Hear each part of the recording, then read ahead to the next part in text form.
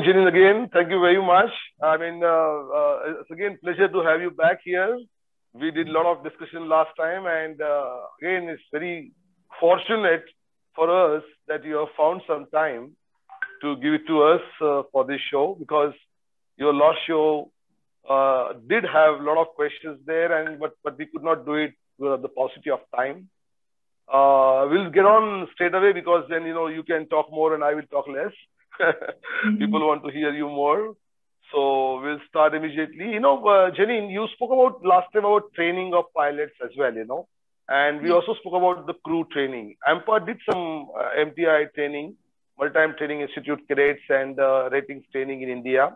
But that's not enough, because Indian seafarers are not there in top 5. The Chinese seafarers are there, and there are Russian seafarers, Ukrainian, there are Indonesians also.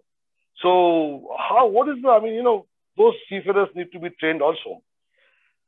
You did mention about something about, the pilotage or pilot transfer process is a continuous improvement process.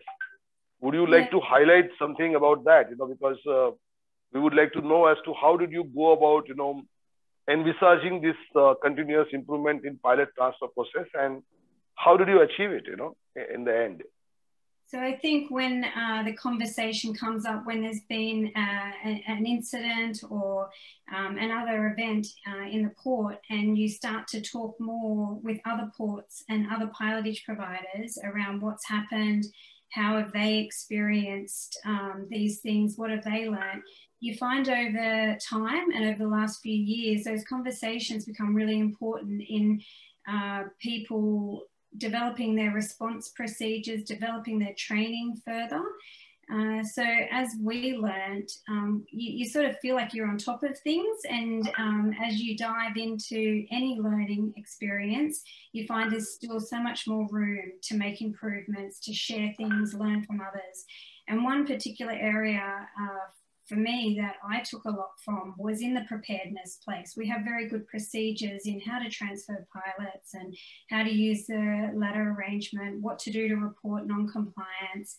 However, the preparedness, are the vessel crews trained as well as they can be for a medical emergency? What are the likely medical emergencies you might encounter? How far off the port would you be? How far back? Where would you have an ambulance meet the vessel? If they couldn't get to point A, where could they get to another point? So there's a lot of work that we started doing with the response and the emergency services to find out what their response times would be. For a serious incident, they need to send a different type of ambulance to the normal ambulance. So there was things that we learned around tapping into the right assistance as early as possible, as well as training and delivering first aid, but more trauma first aid that was specific to a fall or a crush or a potential drowning, things that were more relevant to the pilotage transfer. So we started amending some of the things that we were doing to align better with the risks that we have in our operations. And we also learned how other ports around Australia had been doing a similar journey at the same time, while also looking at the medical equipment that the pilot vessel may carry. Was that appropriate for the geographical area that they're operating in?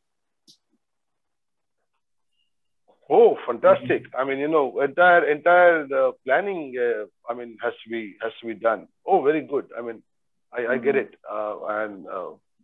fantastic. So we learned more from other ports around the world that were doing things like falling into the water with their life jackets on, so that they would inflate and they would know what that feeling would be.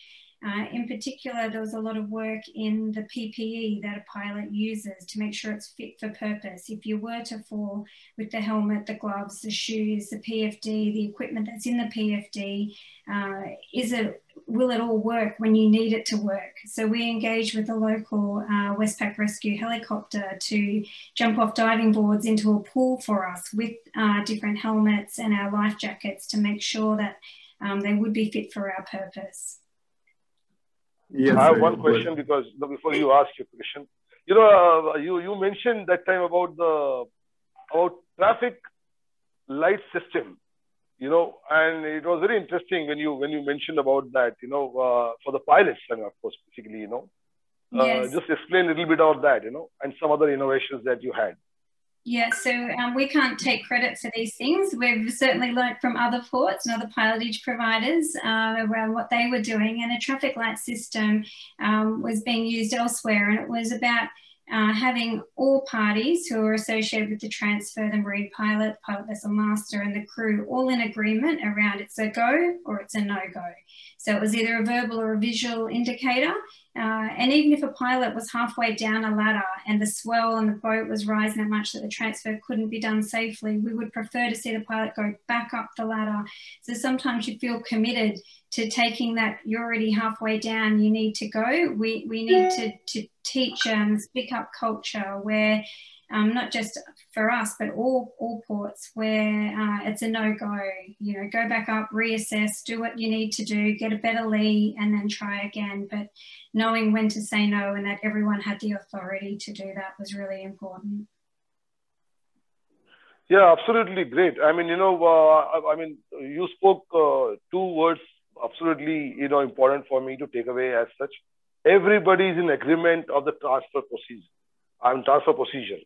I mean, there's Yes. a master, there's a pilot board crew, the pilot himself, and also, you know, the people who are analyzing and monitoring the entire operation should be in agreement that this is a go for the pilot boarding or pilot transfer, you know, operation. Yes. Absolutely. I mean, you know, this will reduce a error or a personal judgment error, you know, to a great extent, because the entire thing is analyzed by not only one person's perspective or view. It is being seen by everybody's, you know, as per their roles responsibilities. So it is great.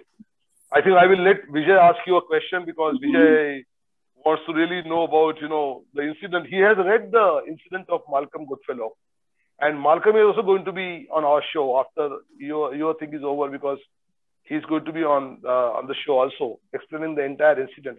He's a good speaker and good presenter, I know. So he will be also called. Vijay, let me invite you to ask a question, please.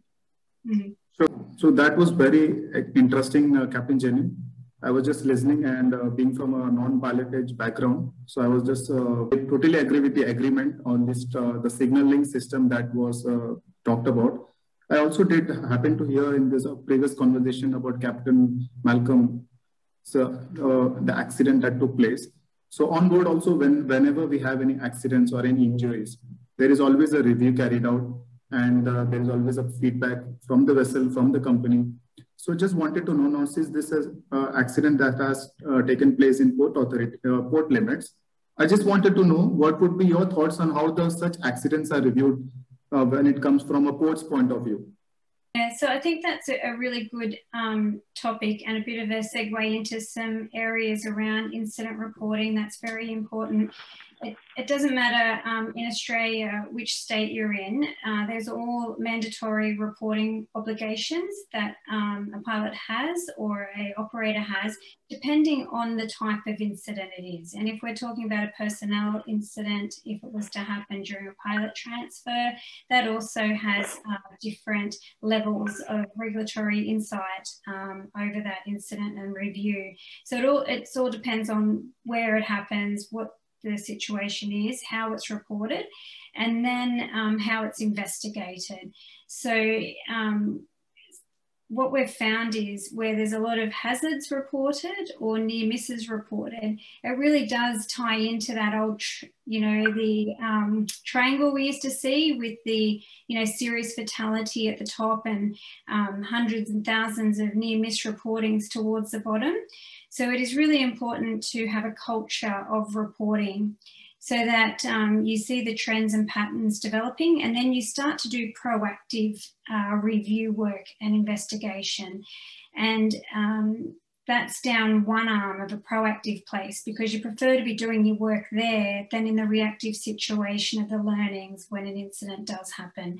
And when a serious incident does happen, you don't leave any stone unturned in what you can learn from that and what needs to happen to prevent it from happening again. So some different methods that are used around the world but we're most familiar with an ICAM system where we really dive down into all the different areas of why an incident happens, to be able to really understand what's happening at a root cause and find out all the contributing factors as well. And you just learn so much along that journey. And I know you're particularly interested in that pilot ladder safety and pilot transfer and around education for all people involved. You know, we've all been at sea, we've all rigged pilot ladders, but how much have we ever learnt from the perspective of needing to use it with our own life? So I think we need to really understand the regulations and the rules and the requirements and why they're there, and to make sure that that transfer is done safely. So there's the preparedness piece, there's the training, there's familiarisation, you know, using working pilots to go into maritime colleges and run an hour session on pilot ladder safety from their perspective can really instill things in someone at a very early stage in their career. And likewise, when, as I was mentioning in a previous episode about when marine pilots first start, they've come from all different backgrounds when they start marine piloting. It's important that they're given the same consistent training and introduction to pilot ladder safety, rigging, procedures, training, working with the pilot vessel crew. It's so important that they see themselves as one team. When it comes to man overboard drills, everyone's involved. When it comes to making decisions on the lee and what we're happening and what the discussion is, that they've all got to be part of that. So right at the early stages, we found that we bring in the pilot vessel team to do the training on site with the pilot ladder. We have with the marine pilot, at different places I've been, we have pilot ladders rigged in a oil spill shed where we store our oil spill equipment. So marine pilots can practice that training, practice working with the pilot vessel crew. And then they go from there to the vessel and they look through all the safety equipment and the procedures. And that's done within the first 3 days of a marine pilot starting training. So there's lots of things that we can do as refresher training to ensure that we keep the procedures consistent. I think that's always the biggest challenge sometimes in maritime, is having that consistency. And I feel for many masters out there who are getting mixed messaging around some of the rigging of pilot ladders, and they're trying to do the right thing. And the last port they were at, they had to rig it a certain way. Then they come to the next port and they've done that, and then get told, no, the pilot's not going to board on that type of arrangement. So I think driving that consistency is very important. Yes, Captain Jenny. This ICAM system was really a different new thing for me. So I would like to do a bit of research myself to see what's this ICAM system. And yes, you talked about going into the root cause for each accident so that it doesn't reoccur. And pilot boarding arrangements, yes, definitely there is no uniformity as of now. I have seen on many of the ships that I have sailed on, there is no uniformity, there is no standard procedure of rigging. And as you mentioned, some ports, Indian ports, some pilots, they accept it. Some pilots, they do not accept it on some other ports. So this is also one of the, another concern that we have. And yes, because of, that's why me and Captain Gajanan, we started this small talk show. So our aim and vision is to educate all the people, especially the seafarers and senior guys like me who have no idea about what happens in this maritime pilotage beyond when the pilot is, when we say pilot away.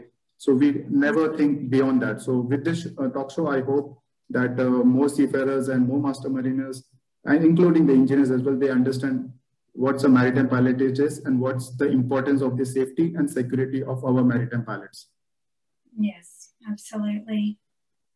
Thank you very much. And it was quite an elaborated, you gave an incident review kind of a procedure. And of course, there must be much more to it. Being AMSA, they're very, very, very safety cautious, and we respect them for that, because I've been to many Australian ports and I have personally dealt with AMSA inspectors and PSC inspectors, and they're really great people. They have a lot of safety consciousness in them, and I mean, true. You also had spoken in AMPA webinar about the training of pilots in using best techniques to climb the pilot ladder and things like that, So maybe, some other time we will learn from you more on that, because pilots need to learn the kind of a best technique to climb the pilot ladder, because this has been happening, that 3-point climbing is happening from age-old thing, So there are some improvements also are coming up now in pilot ladder securing methodology. So all those things are, very dynamic. I hope the things change for better and we don't lose any more pilots, or no pilots get injured under the watchful eyes of all the organizations and people like you who are dedicatedly involved in making a difference in these kind of procedures. Thank you. I hope Thank you so much. So thank you, Captain Jenin, for coming on the show, taking out a precious time. It was definitely very informative for me, and I'm sure it will be very informative for all the viewers who would be watching this our show, Pilot Talks, Pilot Ki Baat. Thank you so much. Thank you so much, Captain Jenin. Pleasure having you on board.